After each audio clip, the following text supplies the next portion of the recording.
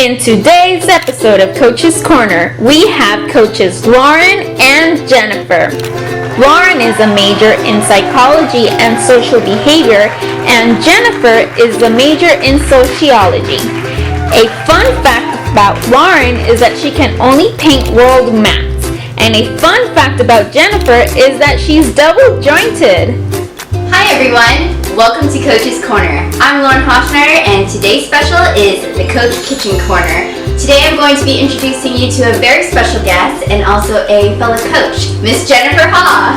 Hi! Thanks for having me! Say hello to some of my friends. Hi everyone! So Lauren, tell me what you have in mind then. Alright, I have in mind 3 different meals for 3 different grains. So this is for you busy bees back at home. This dish is only going to take about 3 minutes and little to no time to prepare. So Jennifer, have you ever heard of overnight oats? I have not heard of that. Alright, so overnight oats, you've probably seen them on Pinterest or YouTube videos. Super simple. You just put oatmeal, milk, yogurt, chia seeds. That's the base of it, and you can decorate it with any fruit that you want. This is a twist on that, and I'm going to be using quinoa instead of oatmeal. So Lauren, what are the ingredients for the overnight quinoa?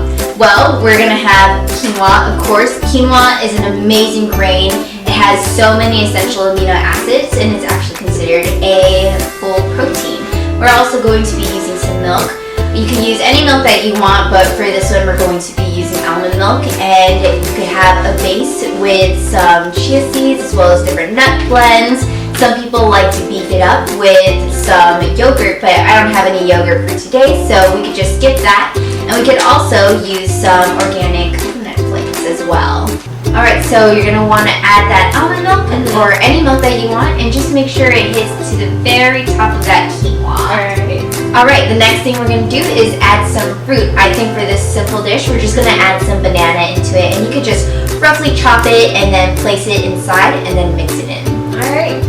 Once we're done adding the banana, the next thing we're going to do is add some jam into it. Alright. Let's go ahead and add a little bit of that vanilla extract and go ahead and mix it in some more. Alright, we're almost done here. The next thing we're going to do is just add some chia seeds. These are amazing. They have a lot of fiber. It will keep you full throughout the rest of your day. Go ahead and mix that in. And you're pretty much done. All you have to do is set that quinoa in overnight, 8 hours, or you could just eat it to go as it is. And before you head out of the door, I like to always add a little sprinkle of coconut flakes as a throwback to my So what's the next meal we're preparing?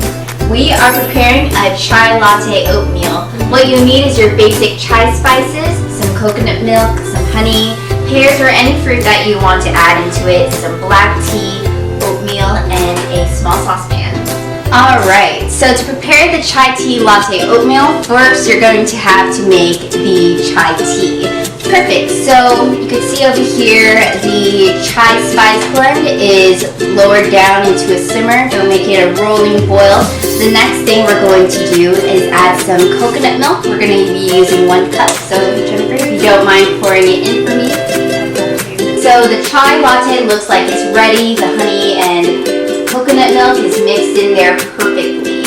So Jennifer, the next thing you're going to do is just add 3/4 cup of oatmeal, and then this dish is done. It takes little to no time. Alright, we're just going to pour it into this cup right over here.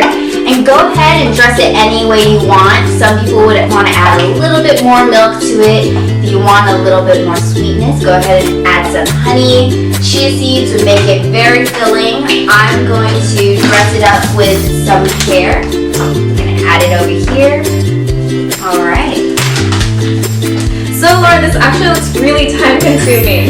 I know, but don't be intimidated. Okay. At most, it's only going to take 30 minutes. So there's olive oil, brown rice, bok choy, an avocado, an egg, black kale, black pepper, sea salt, and garlic powder. So Lauren, what are you doing? Hey, so I just added some olive oil, and now I'm going to toss some of the greens into the pan. Awesome.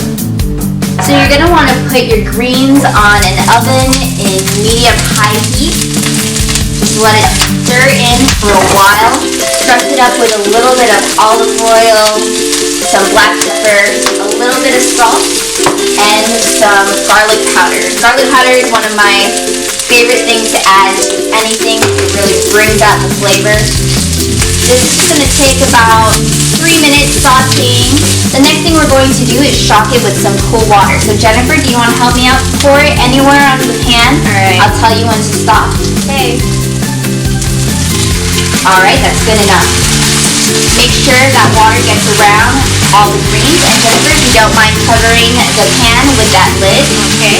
We're going to let this sit for about a good minute or until the water starts to evaporate. Alright, perfect. The greens are done. Alright, Jennifer, do you mind passing me some of that brown rice? So I made some brown rice ahead of time. If you have any leftovers, it's perfect for that dish. It saves you a good 30 minutes, especially if you don't have a rice cooker like me. And you're just going to layer on top of that brown rice. The next thing we're going to do is saute some shiitake mushrooms and tofu. So again, we're going to use the same olive oil base. And perfect, thank you. We're going to just use the shiitake mushrooms, and we're going to add about half a cup of tofu, and I cubed them. We're also going to be adding a little bit more black pepper and a little bit more salt. Tofu is brown and crisp on all 4 sides, so I'm going to put this on top of the greens, and while I do that, go get that avocado ready, and we're going to layer it on top. Right. The very last thing to top this delicious dish off, we're going to add some olive oil and 1 egg. You could scramble it if you like. I love my eggs sunny side up, over hard. Alright, if this is done here, we're going to add the fried egg on top, layer it over, and voila, you have Saipan Hyatt's breakfast greens with a Lauren Hofschneider twist. Thank you so much, Lauren, for sharing with us these breakfast meals. Absolutely, I'm so glad to have done it, and I hope some of you all back home get to try some of these delicious, easy breakfasts. So before we go and share a delicious breakfast, we're going to share our favorite quote with you. Eat, pray, love.